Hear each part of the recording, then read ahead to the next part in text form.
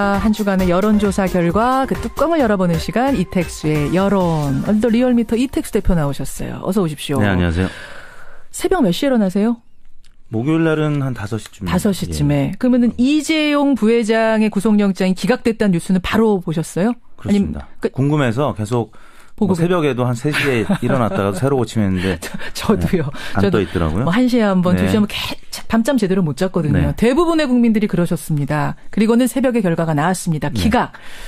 문자가 너무 쏟아져서 제가 몇 개만 좀 소개를 드릴게요. 7038님은 아니 강압에 의한 피해자라고 지금 삼성이 계속 주장하는데 그러면 손해를 봐야 되잖아요. 무슨 손해본 게 있습니까?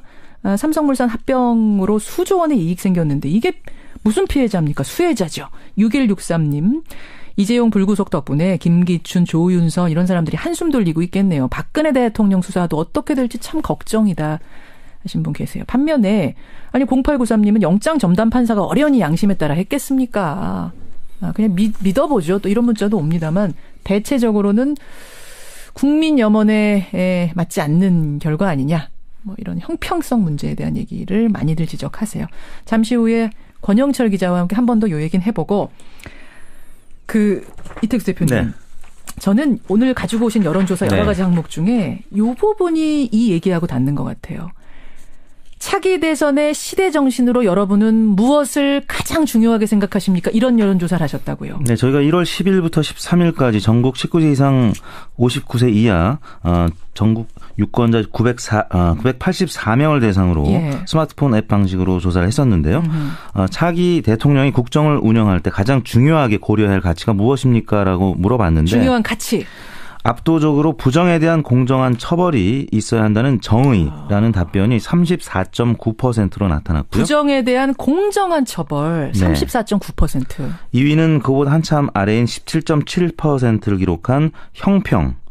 소외된 사람들을 배려해야 된다는 의견이었고요. 세 번째가 지역 계층 간의 통합 11.6% 등으로 나타났는데 여하튼 정의라는 응답이 3명 중에 1명꼴로 나타났습니다. 오늘 아침에 다시 한번 생각하게 되는 항목 정의. 여러분이 가장 바라시고 계시는 것 정의.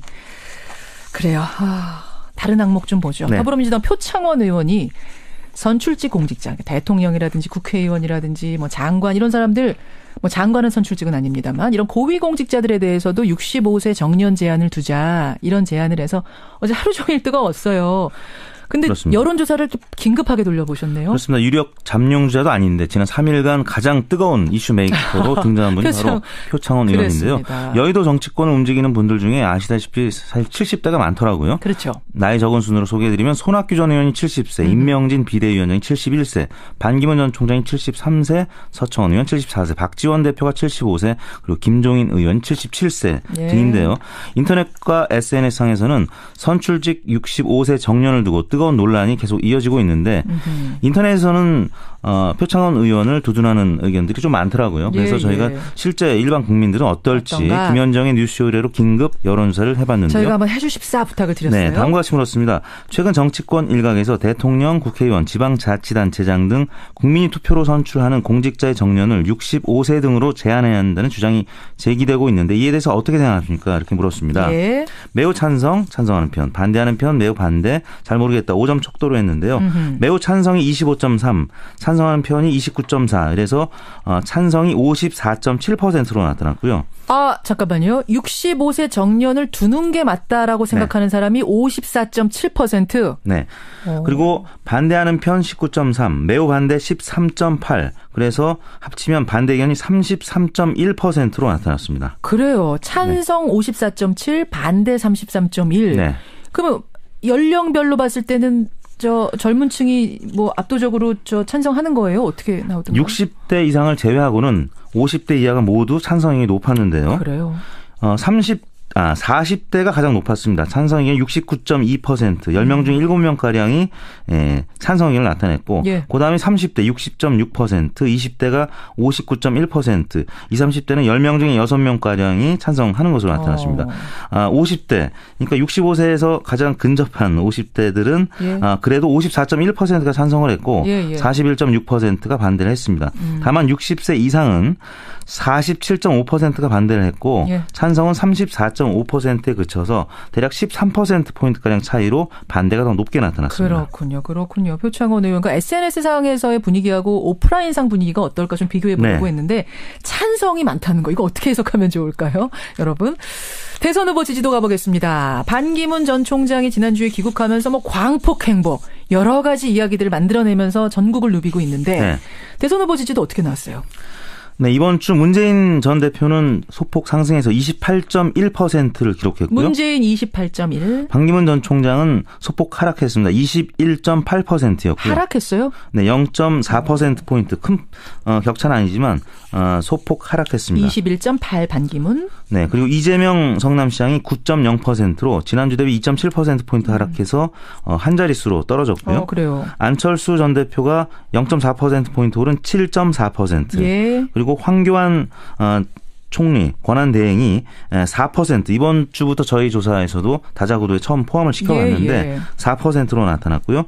안희정 지사가 4%로 동률로 나타났고 이어서 7위 박원순 시장이 3.2%, 8위 유승민 2.2%, 9위 심상정 처음 포함됐습니다. 1.9%였고요. 아하. 손학규 전 의원이 1.8%로 10위. 그리고 4명이 더 있어서 14자 구도로 조사를 했는데요. 그 뒤가 남경필, 김부겸, 원희룡, 홍준표 등으로 나타났습니다. 아니, 그러니까 반기문 총장이 지금 워낙 언론의 주목을 받고 있기 때문에 이럴 경우에는 보통 오르잖아요.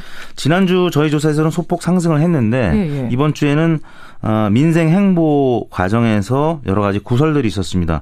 턱받이, 퇴주잔 등등 여러 가지 오해의 소지도 있었습니다만, 그 부정적인 구설이 조금 더 많았죠. 그래서 지지율이 소폭 하락했고요. 문재인 전 대표 같은 경우에는 일자리 정책 구상 발표 등 민생 공약을 강화하면서 그리고 반기문 총장이 귀국한 이후에 또 문재인 지지층 결집하는 양상을 좀 나타내는 것 같습니다. 그래서 문재인 전 대표는 소폭 상승을 했고 이재명 시장이 하락, 안철수 전 대표는 또 상승해서 두 분이 3, 4위 오차 범위 내 접전이 계속 이어지고 있습니다. 다자구도는 이렇게 나왔지만 사실은 이제 각 당이 경선을 하게 되면 사실은 압축이 되잖아요. 1대1 구도 혹은 많아봤자 3자 구도 보통 이렇게 되는데 그래서 김현정의 뉴스쇼 의뢰로 정당별 후보 적합도를 또 조사해 보셨죠? 네. 그 다자구도 조사규를 먼저 잠깐 소개해드리면요. 1월 16일부터 18일까지 3일간 전국 19세 이상 유권자 1,507명을 대상으로 무선 전화 면접, 스마트폰 앱, 유무선 자동응답 혼용 방식이었고요. 무선 90, 유선 10%, 응답률은 14.4%, 표본 오차는 95% 신뢰 수준에서 플러스 마이너스 2.5%포인트였고요. 이때 대표님 숨은 쉬셔야 돼요.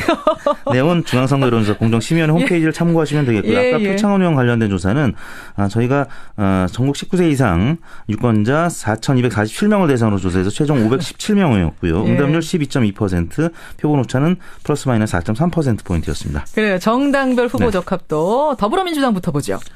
네, 민주당 후보 적합도 총 7명의 예비 후보를 대상으로 했는데요. 문재인 32.8, 이재명 13.5, 안희정 10.8, 김부겸 5.6, 박원순 5.3, 김종인 5.0, 최성 고양시장 1.1 순으로 나타났습니다. 문재인, 이재명, 안희정, 김부겸, 박원순 이런 순서. 새누리당은요? 새누리당은 황교안 17.4 1등이었고요. 김문수 8.2 대략 9%포인트 차로 2등이었고 이인재 4.8 나경원 4.2 홍준표 4.0 순으로 나타났습니다. 아니 황교안 총리가 새누리당 후보로 1위한 거예요? 그렇습니다. 야, 그렇군요. 그럼 국민의당 가보죠. 국민의당은 안철수, 정동영, 천정배 이 세 사람을 두고 조사를 해봤는데요. 국민의당은 안철수 전 대표가 압도적인 것 같긴 한데. 안 전 대표가 37.7%로 압도적이었고요. 정동영 4.7, 천정배 4.3 순으로 나타났습니다. 바른정당 보죠. 바른정당은 유승민, 남경필, 원희룡, 정병국 4명이었는데요. 유승민 의원이 25.2로 1등이었고요. 남경필 10%, 원희룡 4%, 정병국 1.6%였습니다. 자, 시간이 훌쩍 갔고 이제 여론조사가 대선이 가까운다라는 느낌이 들면서 항목은 많아지고 그래요. 하나만 더 보겠습니다. 역시 뉴스쇼 의뢰로 각 당의 지금 나온 1위들 끼리 붙여봤잖아요. 우리가. 그렇습니다. 3자 대결 보죠. 문재인, 반기문, 안철수. 3자가 붙으면 어떻게 됩니까? 네, 민주당 문재인, 국민의당 안철수 그리고 무소속 반기문 3자 대결 구도에서는 문재인 41.5%, 반기문 30.5%, 안철수 12.3%로 문재인 반기문 격차가 대략 11%포인트 차이로 나타났습니다. 그렇군요. 문재인 반기문 양강 구도로 가면 어떻게 돼요? 민주당 그리고 정의당 등이 단일화해서 문재인 후보로 압축이 될 경우에 문재인 47.2였고요. 예. 반기문 무소속 후보가 바른정당, 국민의당 등과 다 연대해서 제3지대에서 단일화될 경우에 가상해보면 35.1 대략 두 후보가 12%포인트 격차로 문재인 전 대표가 앞서는 것으로 나타났습니다. 자, 이런 흐름입니다, 여러분. 하지만 정치는 생물이라서 내일 일을 몰라요. 일단 네, 지금까지 흐름은 이렇다는 거. 네, 이번 조사는 16일부터 17일 이틀간 전국 19세 이상 남녀 1,025명을 대상으로 스마트폰 앱, 유무선 자동응답 혼용 방식이었고요. 예. 조사 방법은 아까와 같았고 응답률은 10.4%, 표본 오차는 플러스 마이너스 3.1%포인트였고 중앙선거관리위원회 홈페이지를 참조하시면 되겠습니다. 아유, 어떡합니까? 이게 갈수록 이제 항목이 더 많아지면서 이택수 대표가 숨쉬기 더 힘들어지는 조사기억 읽는 게 굉장히 연습 좀 해보세요. 일입니다. 수고하셨습니다. 네, 감사합니다. 이택수 대표였습니다.